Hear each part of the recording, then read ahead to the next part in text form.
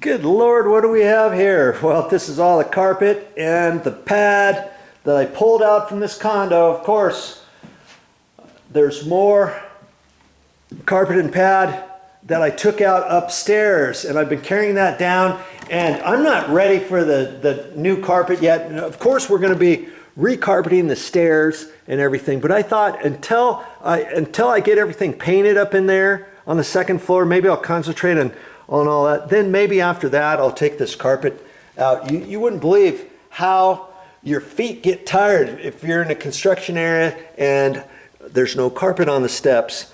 So I'm just going to leave that for a while. You know, I could have ripped that carpet out already, but I haven't. I've just left it there for a little bit. We're not talking about that per se, okay? I cut it small pieces so that it would fit into the dumpster here because it's in a condo complex. But we're coming up with the idea of wanting to pick out some carpet for this condo. And there was carpet in this whole front area here, okay, or right off the kitchen, but we decided, hey, we could have put carpet there, but it's out here next to a deck, next to a river, okay? And you could see how this carpet here could get dirty really quick. As it was, we were going to stretch the carpet in this area because it was still in pretty good shape. You can see how it is. And if you've been watching the other episodes, you would have seen the carpet when it was all down. If you want to see how I took that out and all that, of course I've got it on previous episodes, okay? But we've decided, hey, let's go ahead and replace all the carpet, but we're putting vinyl planking in this area. I'm going to take out this wood planking, and it's going to go, all the vinyl planking is going to go all through here into the bathroom, out in the front here in this little storage closet. But everything upstairs and the stairs is going to be carpet. But now look, this carpet isn't that old. I'm going to guess it's maybe 2.5, 3 years old. But when you look at, and it's been shampooed, carpet cleaned before we got here, okay? But look how it looks dirty. It's just soiled. It's just from where, because to come up here, obviously you got to make marks. We could clean this until the dogs came home, and it's still going to have marks. So that was one thing we had to be aware of on what type of carpet are we going to get. Yeah, we could have. See, we went to one place. We got these 3 little samples. Okay, I'm not sure why Mommy got these 3. They're almost all the same color. Almost, huh? And she thought first, okay, let's do that. And I said, you know what? If we use something like this, or even lighter, it's almost the same coloring as those stairs. You know what's going to happen in 5 months from now? It's going to be all dirty. And I told her, I says, when we get ready to move in here, let's have a pact. Let's just come in here, take our shoes off. We'll have a place where we can take shoes off, and then we'll have a place where we can slip on shoes or slippers in this area. And then when we come in, that's what we use. Those slippers never touch virgin ground again. All they stay is right in here, and that'll keep these steps looking mighty nice for a long time, won't they? Well, one of the other things is we've got to pick the right color too to maybe minimize it, right?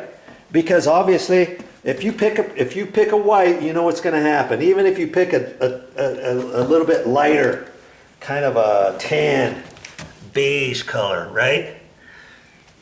It's probably going to show up after a while. And my brother and his wife, they have shag carpet in their place. Believe it or not, it's kind of like this. It's kind of like that. It might be a shade darker than that. It might be about like that. Oh, it's comfortable laying on, sitting there, watching TV and stuff. I always like to sit on the carpet up against a couch watching TV. And so I was telling Mommy, I says, hey, what about shag? And she's like, oh, maybe. And so she got these samples, and luckily there was some other samples. This over here is kind of like shag to a certain extent. See how it's sticking out a little bit? But it's also like cut pile from here back. It's like cut pile, kind of like this, right? And you see what I mean? So you just have a little bit of the shag look at the top.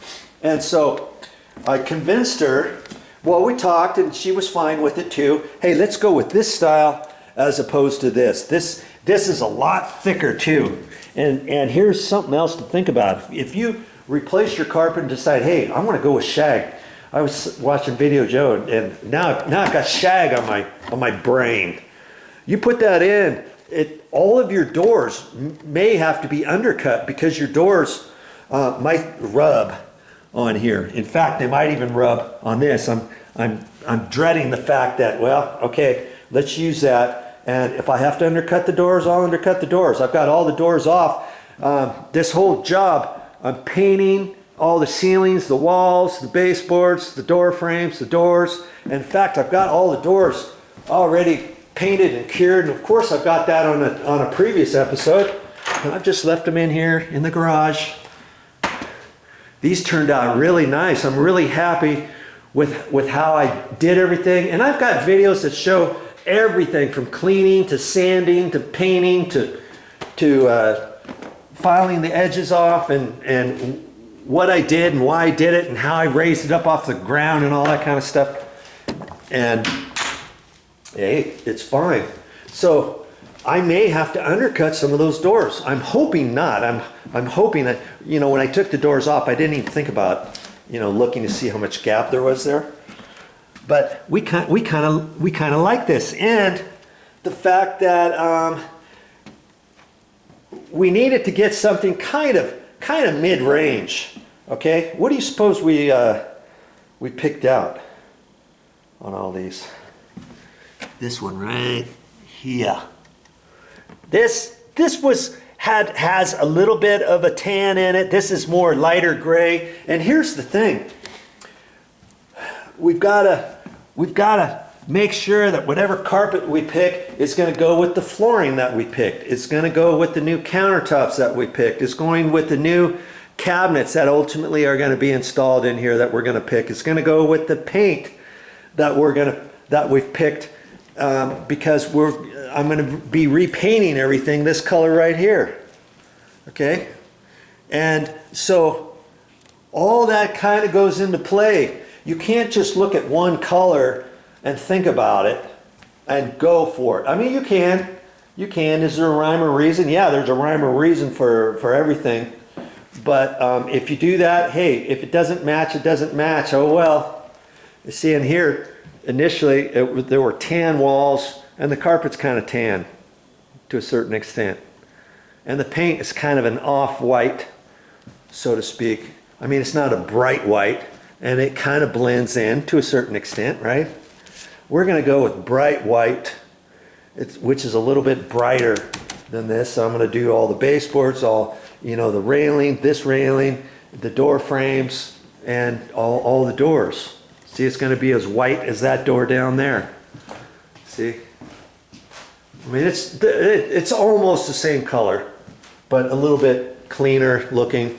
And so all that kind of goes into play when you're picking out carpet. Here's something else to think about when you're getting ready to pick out carpet. If you look at something and you look at this and you think, yeah, I really want a little bit of brown, and look, it's got a couple little black specks in it. Yeah, I think that's going to go good. Yeah.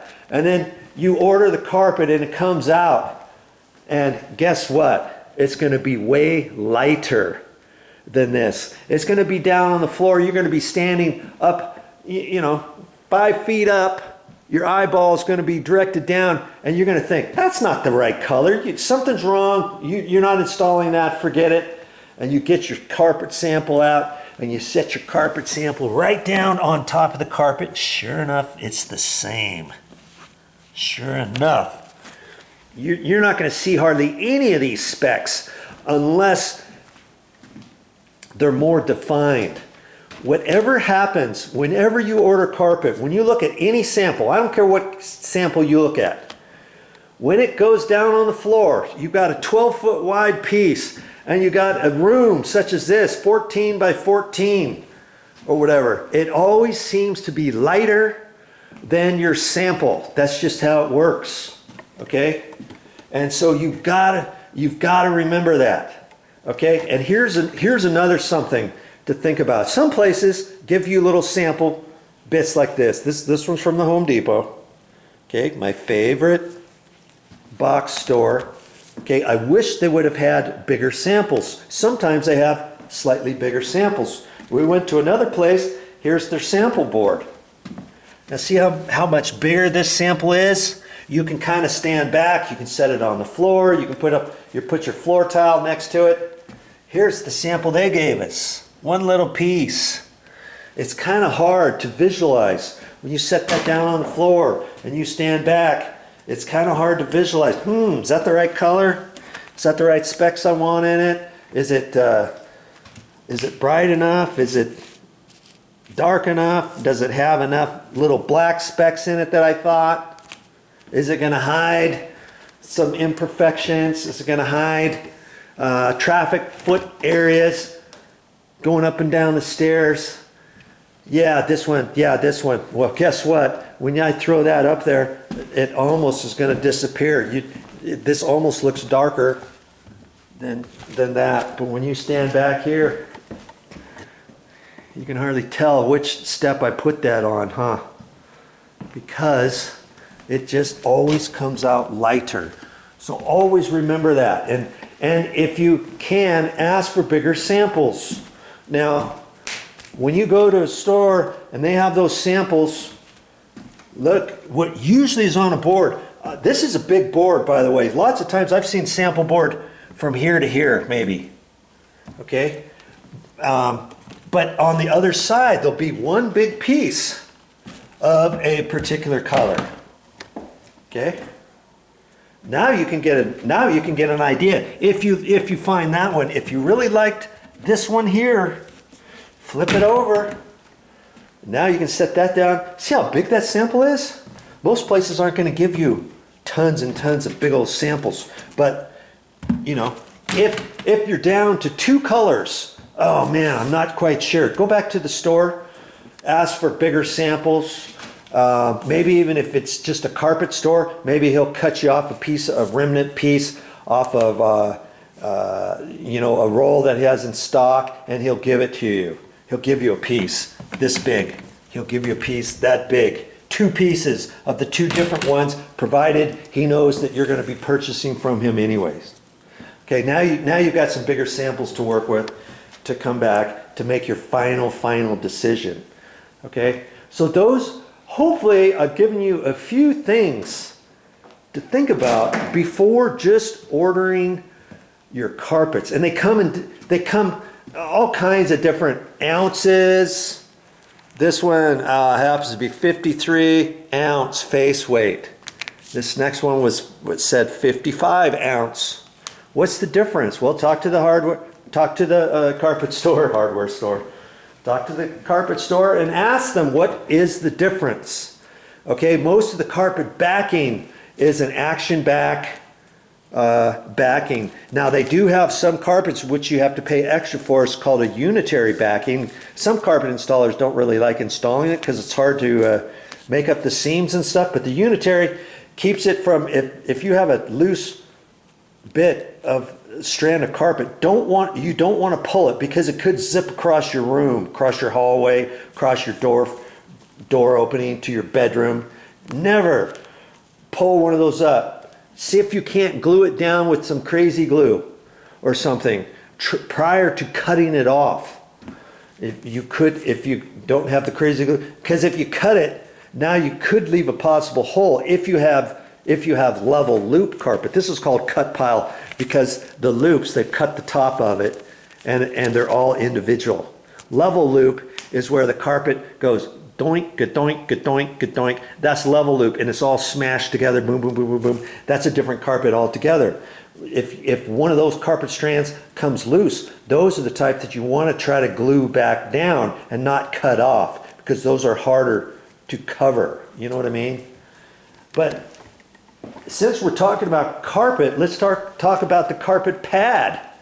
The carpet pad too. There's different weights of carpet pad, different thicknesses, different strengths. The standard 7/16. You can get thicker pad. You can get 1/2-inch carpet pad, and something that's a little bit more weight, more springy or more firm, so to speak. Okay, this one happens to say odor ban on it. I've never even seen this before. So it's like, do you really want some odor thing after your pet has pissed on the carpet and it's soaked all the way through to your carpet pad? If you got animals like that, you got a big problem already, because your carpet's already going to be saturated. It's going to be pretty much ruined to the fact that once it gets down to your carpet pad. But I guess it makes sense if you get moisture and if you get the urine through there, maybe it's not going to saturate your foam padding when it hits this. So I guess that makes a difference, you know, because most carpet padding will look like this on both sides. This doesn't. I just rolled it up differently. Okay, but lots of times the carpet pad will be almost like that color on both sides, and then the guys come out and they just put it down. Now this is obviously, that's going to cost more, and that blue side would be facing up because it's smoother. It's got some sort of plastic coating on it. See, that might be a good thing if you got pets to use that. Now we got a cat and we've never seen it piss or mark walls or the floor or anything like that, but I don't know. I might talk to Momi about that and think, hey, maybe we want to do that or not, depending on what happens. But you know, think about different things like that before you just run to the store and try to pick something right off the shelf. Okay. Hope you learned something. Well, that's all I got for this time. But I'll be back with more videos.